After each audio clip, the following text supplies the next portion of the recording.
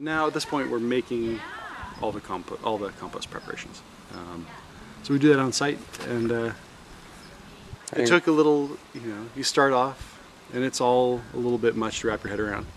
And so you start with the basics, and you just take on more and more as you go. And in time, none of it really seems so bizarre anymore. Right. And so you do more and more, and then all of a sudden you're doing all the things you should be. Yeah, you never thought.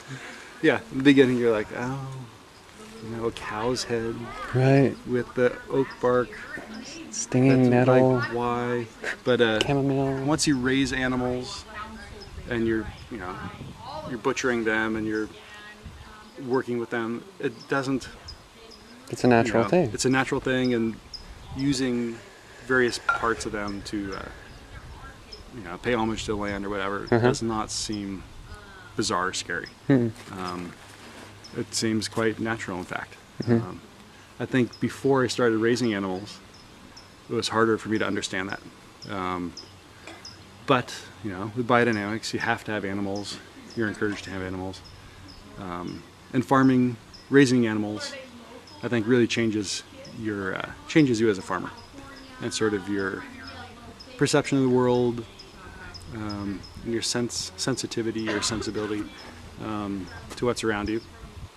And yeah, in a big time it becomes quite natural. So for me, I think the more important aspects for the consumer are the idea of the diversity, having animals on the farm, trying to balance. Anytime you have one crop, whether it be beef or grapes, what have you, if there's only one thing being grown, you're out of balance. And soil does not sustain one crop indefinitely and remain healthy. Right. So you really need to have balance. But yeah, cover crops, different cover crops, having animals on the farm, getting animals into the vineyard. If you do everything you can, you're in a much better place than you would have been otherwise. Yeah. It's still not necessarily a perfect model of biodynamics vineyards, but we can certainly do our best. Yeah. And biodynamics is a simple model of sustainability that is recently popular, but harkens back to ancient stuff. 1920.